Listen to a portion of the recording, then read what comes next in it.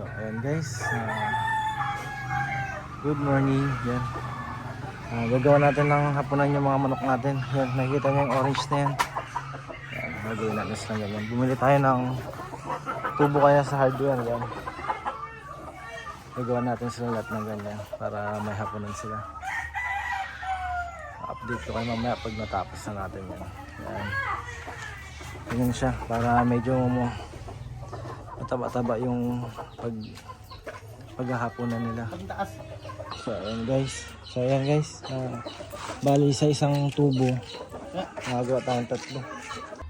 Yan, so bali sa isang tubo na ganun tatlo magawa nating hapunan. So kasama natin si Boss Abit yan.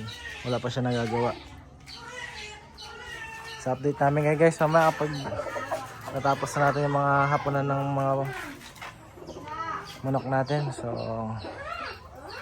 mamaya ulit guys. Thank you for watching. Update ulit mamaya. Ayan guys, 2, 4. Yan, naka-anim na tayo. 6 na.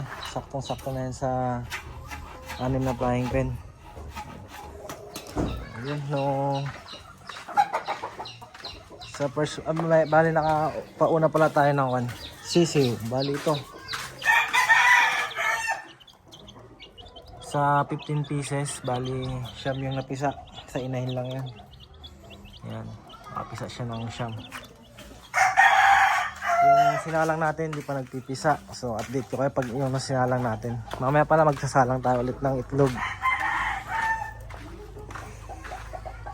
Bali, 50 pieces yung isasalang natin mamaya. Sige. Yun no. Na. Guys, tapos na. Tapos na ni Boss Abet. Ayan. So, ayan, may hapon na sila guys. Okay. Relax na sila yan ngayon. Maganda yan, mas malapad yung hapunan.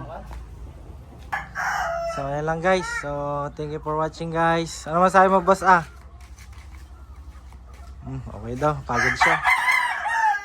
Thank you guys. Thank you for watching. Bye-bye. Bye-bye na po. Bye. Say na. Stay. Bye. Bye-bye.